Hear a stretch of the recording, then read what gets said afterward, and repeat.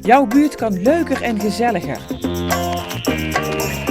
Bedenk een unieke speelplek, ontwerp groene stroken of organiseer burenhulp. Het beste plan van Limburg wint de hoofdprijs van Onze Buurt. Ga samen aan de slag. Doe mee!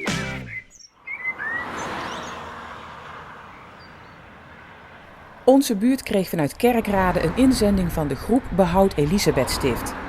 Aan de rand van de wijk Heilust staat een oud klooster. De omwonenden willen de kloostertuin aantrekkelijk maken voor de buurt.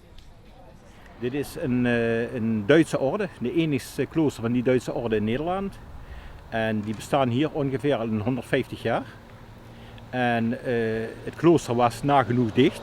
En een zevental jaar geleden zijn we begonnen met een poging te ondernemen om het klooster nieuw leven in te blazen. En wie is we? We zijn een paar gedreven vrijwilligers, noemen we het zo. Hebben ze geen Rozenkrans? De kloosterorde van Elisabethstift telt nog maar 5 zusters. De orde verhuurt daarom ruimtes aan Meander Zorggroep, kinderopvang Kiekeboe en een brasserie. Nu moet er nog iets komen voor de buurt. Het is hier heel mooi, ja.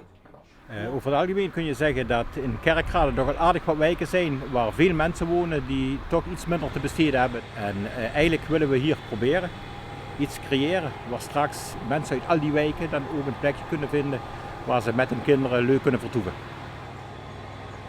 De bedoeling is eigenlijk dat we dit ding gewoon openstellen voor de buurt. Dat de buurt ook hier naartoe komt. En het niet meer ziet zoals vroeger een klooster. Het is gesloten, het is dicht. Het is gewoon een open stuk voor Kerkrade. En het is vrij makkelijk toegankelijk. En om die wijkfunctie te versterken hebben we partners gezocht. En willen we eigenlijk hier proberen een kinderboerderij te realiseren. In samenwerking met de Kiekeboe, de kinderopvang. De Radarstichting, die een organisatie die zich bezighoudt met de opvang van mensen met een handicap. En die dan niet gewoon in de samenleving kunnen werken, maar die we hier een fijne daginvulling kunnen geven. Het is een vrij grote ruimte die we dan helemaal gaan invullen met stallen en zitjes. En binnen het klooster maken we een rustplek voor de medewerkers die daar komen te werken met een toilet, kitchenette en dergelijke.